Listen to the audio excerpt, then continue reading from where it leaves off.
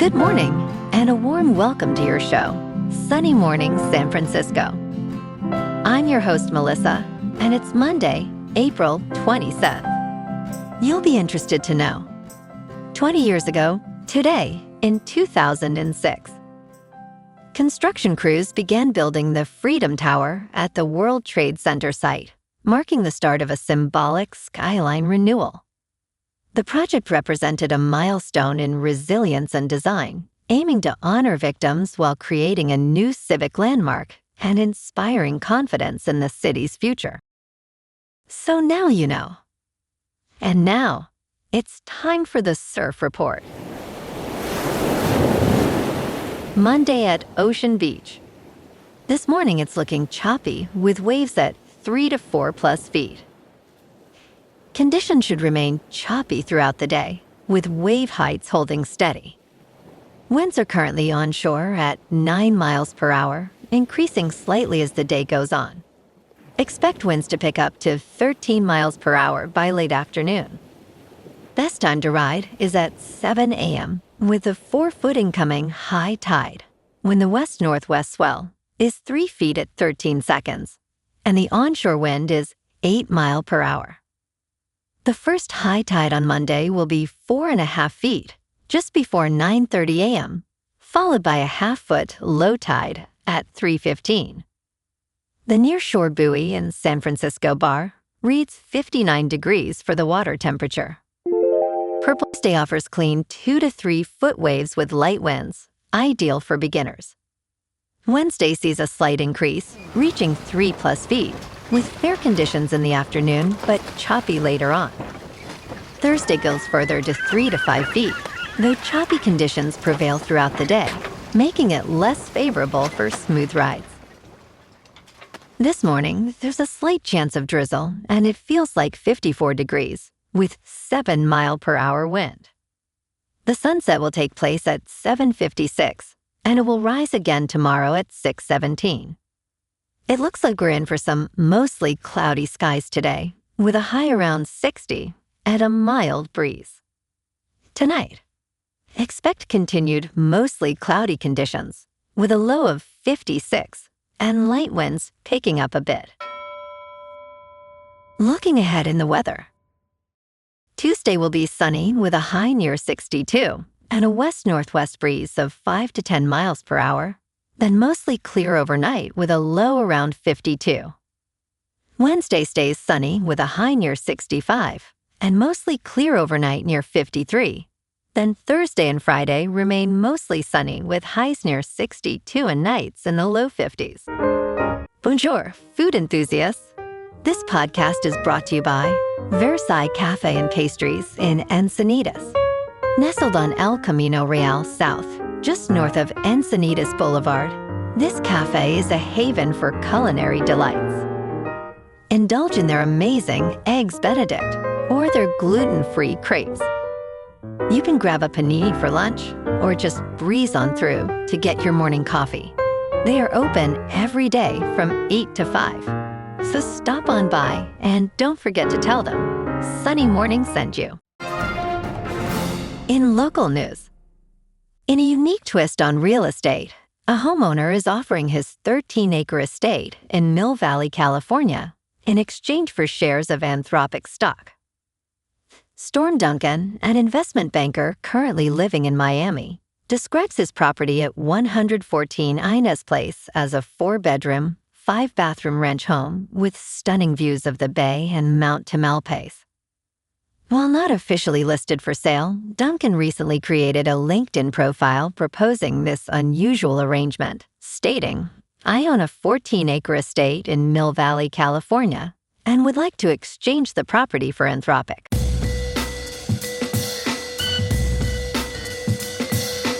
Now on to sports. Mike Tomlin spoke with NBC's Maria Taylor about his departure from the Pittsburgh Steelers. He stated that he walked away, in part, due to the recent lack of playoff success, and he believes some of his veterans are worthy of the excitement and the optimism associated with new leadership. Tomlin, in his first interview since resigning in February, noted that this was probably not an overnight decision. He mentioned a sense of loneliness with leadership and felt it was a good time for him personally, as well as for the organization. The Steelers have not won a playoff game since 2016. In local sports, the Giants put on a pitching clinic yesterday, beating Miami 6-3 at Oracle Park to take the series. Landen Roupp was tremendous, 7 2/3 innings, 6 strikeouts, just 2 hits. Casey Schmitt drove in 3 runs, including a home run, and Jung-Hoo Lee went 4 for 5. San Francisco has won 7 of their last 10 and heads to Philadelphia today to face the Phillies at 3:40. Tyler Mull takes the mound against Jesus Luzardo in the opener of a 3-game series. This is a measuring stick matchup for a team that is building real momentum a month in. Meanwhile, the Niners are making moves in the draft.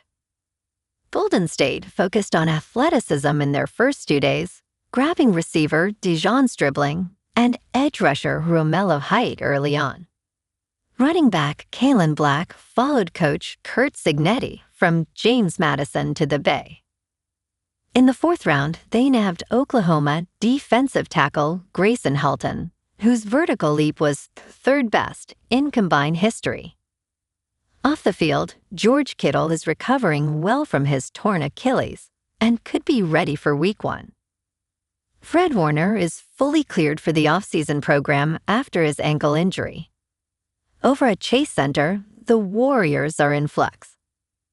Steve Kerr and ownership are meeting this week to discuss his future, with both sides signaling a potential split.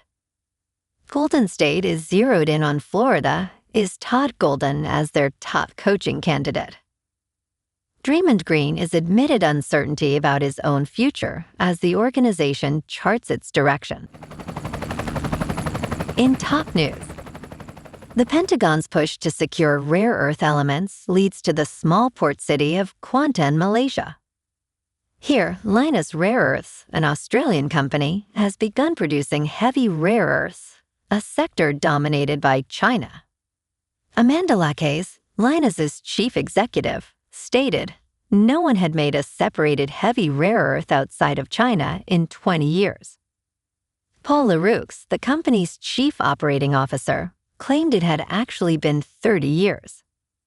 When China halted exports during trade tensions last year, automobile factories in the United States and Europe had to stop production. Now Lynas is at the forefront of efforts to counter Beijing's monopoly power. In business news, key home price data is expected Tuesday, where listing prices are rising and falling most this spring. Home price gains likely inched up in February, according to estimates for a closely watched gauge that is due on Tuesday. However, whether you notice prices ramping up or dropping this spring depends on where you live. Home price changes have been tepid over the past year, according to Standard & Poor's CoreLogic Case-Shiller Home Price Indices data. In January, the index was 1.2% higher from 1 year prior, its slowest gain since mid-2023. Economists foresee February prices in the 20-city index rising 1.3% from 1 year prior. In crypto movement, Bitcoin is up 6.5% over the weekend to about $79,000. Ethereum is up 3% to about $2,000. And XRP is up 2% to $1.44. Moving on to a more local vibe. In our community spotlight on health and wellness, we are working with a national Pilates studio to bring you some free classes, so listen up. Check out Club Pilates, with several locations in the San Diego area. Pilates presents a comprehensive wellness approach, cultivating strength, reducing tension, and elevating mental well-being. Scientific research affirms its benefits. So now you can check out Club Pilates for a free class, with locations in Encinitas, Solana Beach, Oceanside, La Jolla, and more. Just be sure to tell them Sunny Morning sent you by. And now, back to the show. Let's talk science. One side of Earth is rapidly getting colder than the other. It is a strange tale of two hemispheres. Research shows the Pacific Hemisphere is losing heat faster than the African Hemisphere.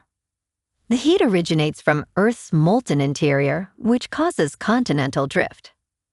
Landmass traps more heat than seafloor surface, indicating a hotter Pacific in the past. Scientists from the University of Oslo report that one side of Earth's interior is losing heat much faster than the other. A study published in Geophysical Research Letters uses computer models to analyze how insulated each hemisphere was by continental mass.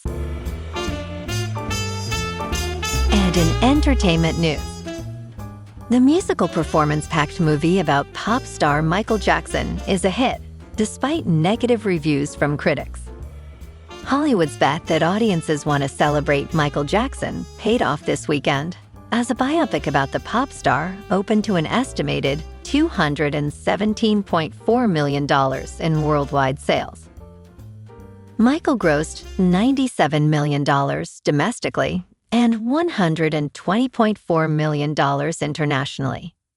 Despite largely negative reviews, audiences flocked to the uplifting film packed with classic songs like Bad and Thriller. Michael earned a grade from opening night audiences, with about 60% of ticket buyers being women. Well, alrighty folks, it's time for the quote of the day.